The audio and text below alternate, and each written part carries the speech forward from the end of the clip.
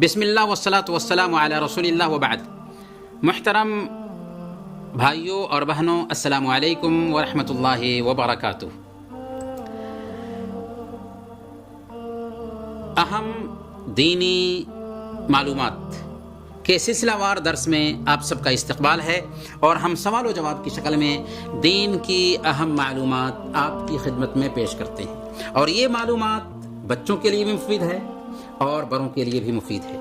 تو آج کا سوال ہوگا، سب سے پہلا سوال، آپ کا دشمن کون ہے؟ ہمارا دشمن شیطان رجیم ہے، مردود شیطان ہے۔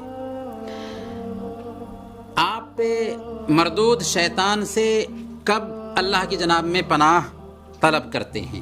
وہ کون کون سی جگہیں ہیں جہاں پر مردود شیطان سے آپ پناہ طلب کرتے ہیں؟ تو وہ چند جگہیں ہیں جہاں پر ہم مردود شیطان سے پناہ طلب کرتے ہیں۔ سب سے پہلے نمبر پر قرآن کریم کی تلاوت سے پہلے اعوذ باللہ من الشیطان الرجیم کہتے ہیں۔ دوسرے نمبر پر جب بیت الخلاء میں داخل ہوتے ہیں تو شیطان رجیم کے شر سے اللہ کی جناب میں پناہ مانگتے ہیں۔ تیسرے نمبر پر جب غصہ آئے تو اس وقت ہم اعوذ باللہ من الشیطان الرجیم کہتے ہیں۔ چوتھے نمبر پر جب وسوسہ آئے، وسوسہ پیدا ہو، اور وسوسے بہت سارے ہوتے ہیں۔ مثال کے طور پر ایک وسوسہ یہ بھی ہو سکتا ہے کہ ساری چیزوں کو تو اللہ تعالیٰ نے پیدا کیا ہے، لیکن اللہ کو کس نے پیدا کیا؟ جیسا کہ صحیح بخاری کی روایت میں آتا ہے، اللہ کے نبی صلی اللہ علیہ وسلم نے بیان فرمایا کہ شیطان آتا ہے تمہارے پاس اور کہتا ہے کہ اس چیز کو تو اللہ نے پیدا کیا ہے، اس چیز کو تو اللہ نے پیدا کیا ہے، اس چیز کو تو اللہ نے پیدا کیا ہے، لیکن اللہ کو کس نے پیدا کیا ہے؟ تو اللہ کے نبی صلی اللہ علیہ وسلم نے بیان فرمایا کہ اگر تمہیں ایسا احساس ہو تو تمہیں چاہیے کہ ایسا سوچنے سے رک جاؤ اور اعوذ باللہ من الشیطان الرجیم کہو۔ تو وسوسہ آنے پر اعوذ باللہ من الشیطان الرجیم کہیں گے۔ اسی طریقے سے اگر گدھے کی آواز، یعنی گدھے کے ہنہنانے کی آواز سنیں تو اس وقت بھی اعوذ باللہ من الشیطان الرجیم کہیں گے۔ اگلا سوال ہے کہ دلوں کی بیماریوں میں سب سے خطرناک بیماری کیا ہے؟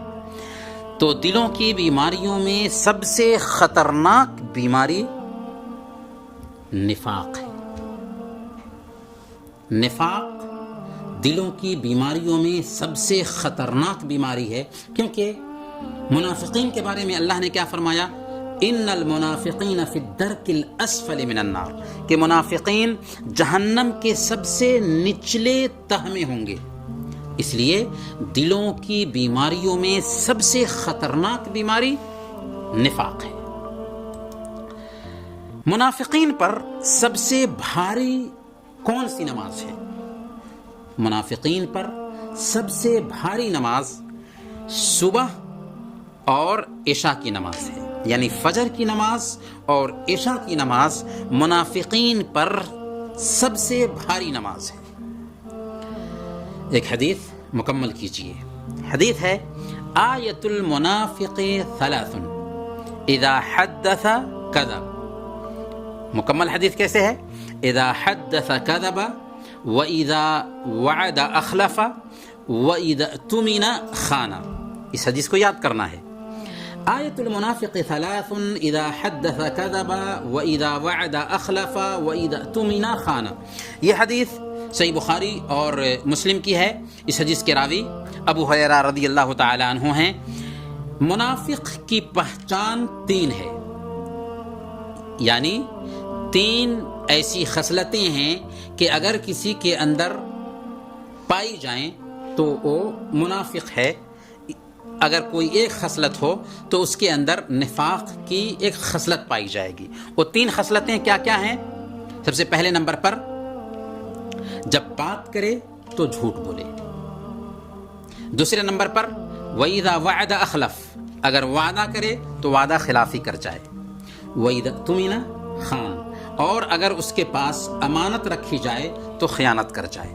آیت المنافق ثلاث اذا حدث کذب واذا وعد اخلف واذا اؤتمن خان۔ منافق کی تین پہچان ہے، جب بات کرے تو جھوٹ بولے، جب وعدہ کرے تو وعدہ خلافی کرے، اور جب اس کے پاس امانت رکھی جائے تو خیانت کر جائے۔ اگلا سوال ایک انسان کے لیے سب سے خطرناک چیز کیا ہے؟ سب سے خطرناک چیز ایک انسان کے لیے کیا ہے؟ اس کے جسم کے حصوں میں سے اس کی زبان ہے۔ زبان ایک انسان کے لیے سب سے خطرناک چیز ہے، کیونکہ زبان کی کاٹی ہوئی کھیتیاں ہی ایک انسان کو جہنم میں داخل کرتی ہیں، اس لیے زبان کی حفاظت کرنی چاہیے۔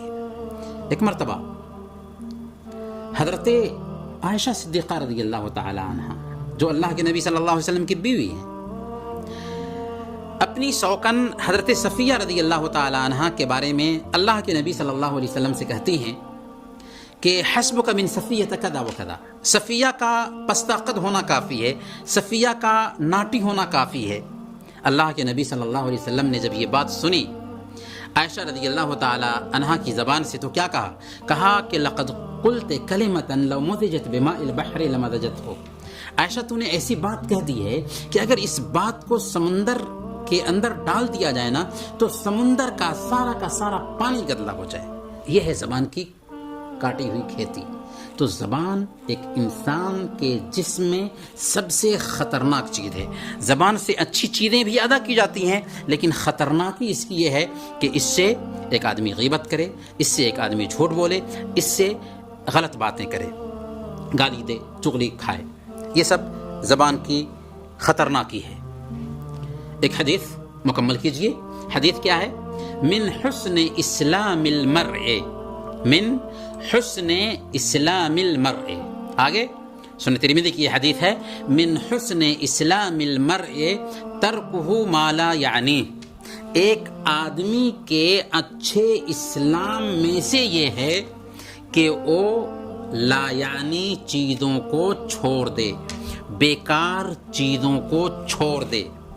بہت سارے لوگ ہوتے ہیں کہ دوسروں کی پرائیویسی کے بارے میں باتیں کرتے ہیں، یا خواہ مخواہ دوسروں کی نجی چیزوں کے بارے میں پوچھتے رہتے ہیں کہ نہیں، بیکار چیزوں میں نہیں پھنسنا چاہیے، کام کا کام کرنا چاہیے، کام کی باتیں کرنی چاہیے، لایانی باتیں بھی نہیں کرنی چاہیے، لایانی سوالات نہیں کرنے چاہیے۔ تو ایک مسلمان کے اچھے اسلام کی پہچان یہ ہے کہ وہ لایانی چیزوں کو چھوڑ دے، لایانی باتوں کو چھوڑ دے۔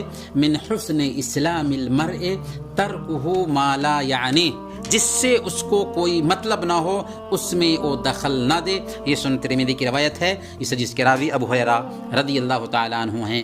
من حسن اسلام المرء ترکہ ما لا یعنی، اس حدیث کو یاد کرنا ہے۔ اللہ رب العالمین کو سب سے پسندیدہ کلمہ کون سا ہے؟ یہ کہہ لیجئے کہ اللہ رب العالمین کی نظر میں کلمات میں سب سے پسندیدہ کلمات کیا ہیں؟ تو اللہ رب العالمین کو سب سے پسندیدہ کلمات سبحان اللہ، الحمدللہ، ولا الہ الا اللہ واللہ اکبر ہے۔ سبحان اللہ والحمدللہ ولا الہ الا اللہ واللہ اکبر، یہ کلمات اللہ رب العالمین کو سب سے زیادہ پسندیدہ ہیں۔ تو ان کلمات کا زیادہ سے زیادہ ورد کرنا چاہیے۔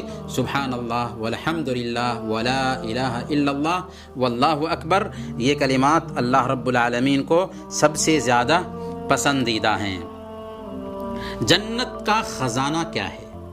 جنت کا خزانہ، اللہ کے نبی صلی اللہ علیہ وسلم نے بیان فرمایا کہ جنت کا خزانہ لا حول ولا قوت الا باللہ ہے۔ لا حول ولا قوت الا باللہ پڑھیے، جنت کا خزانہ آپ کو مل گیا۔ تو کثرت سے لا حول ولا قوت الا باللہ کا ورد کرتے رہنا چاہیے ایک بندے مومن کو۔ یہ ذکر میں بہتر ذکر ہے کہ ایک بندہ لا حول ولا قوت الا باللہ کا کثرت سے ورد کرتا رہے۔ آگے کی حدیث سنیے، کلمتان خفیفتان علی اللسان ثقیلتان فی المیزان حبیبتان الی الرحمن سبحان اللہ وبحمدہ سبحان اللہ العظیم۔ یہ حدیث صحیح بخاری کی سب سے آخری حدیث ہے۔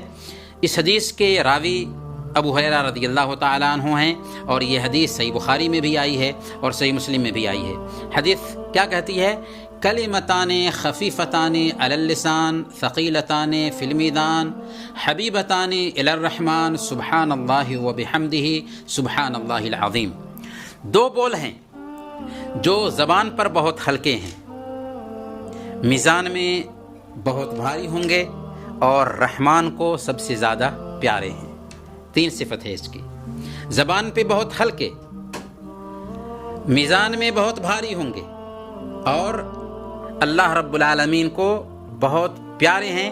وہ دو کلمے سبحان اللہ و بحمدہ سبحان اللہ العظیم، سبحان اللہ و بحمدہ سبحان اللہ العظیم، سبحان اللہ و بحمدہ سبحان اللہ العظیم. اس ذکر کا بھی کثرت سے اہتمام کرنا چاہیے، کیونکہ ہم نے جان لیا کہ پیارے نبی نے کہا کہ دو بول جو زبان پہ بہت ہلکے، رحمان کو بہت پیارے، اور میزان پہ جب عمل تولا جائے گا تو یہ کلمات اگر ہم نے ان کا اہتمام کیا ہوگا تو میزان کے ترازو میں بھاری پڑ جائیں گے. سبحان اللہ و بحمدہ سبحان اللہ العظیم. سید الاستغفار کیا ہے؟ سید الاستغفار، سید الاستغفار یہ ہے کہ ایک بندہ کہے اللہم انت ربی لا الہ الا انت خلقتنی وانا عبدک وانا علی عہدک ووعدک ما استطعت اعوذ بک من شر ما صنعت ابوء لک بنعمتک علی وابوء لک بذنبی فاغفر لی فانہ لا یغفر الذنوب الا انت. اس کا ترجمہ کیا ہوتا ہے؟ اور سید الاستغفار اس کا نام کیوں رکھا گیا؟ تو یہ استغفار کا سردار ہے.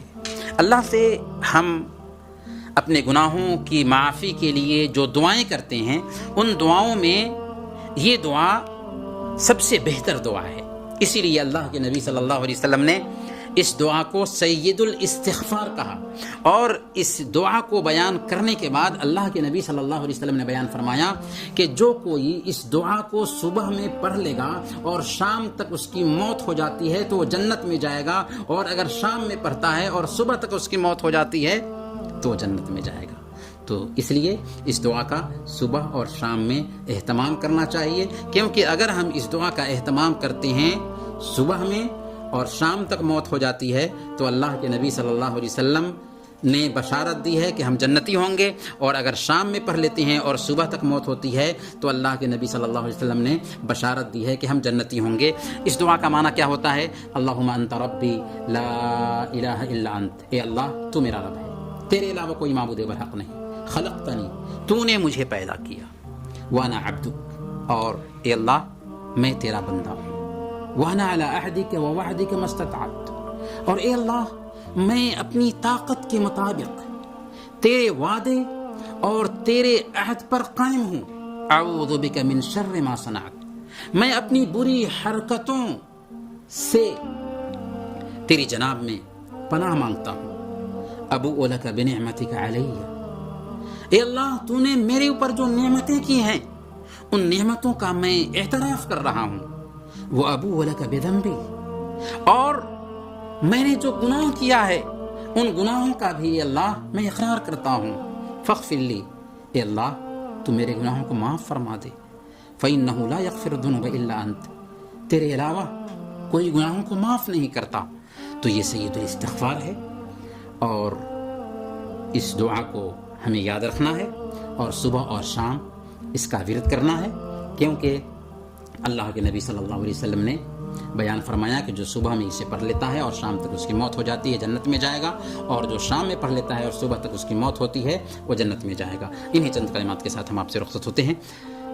اگلے ایپیسوڈ میں انشاءاللہ پھر ملیں گے، تب تک کے لیے اجازت دیجیے. وصلی اللہ علی نبینا محمد وعلی آلہ وصحبہ اجمعین.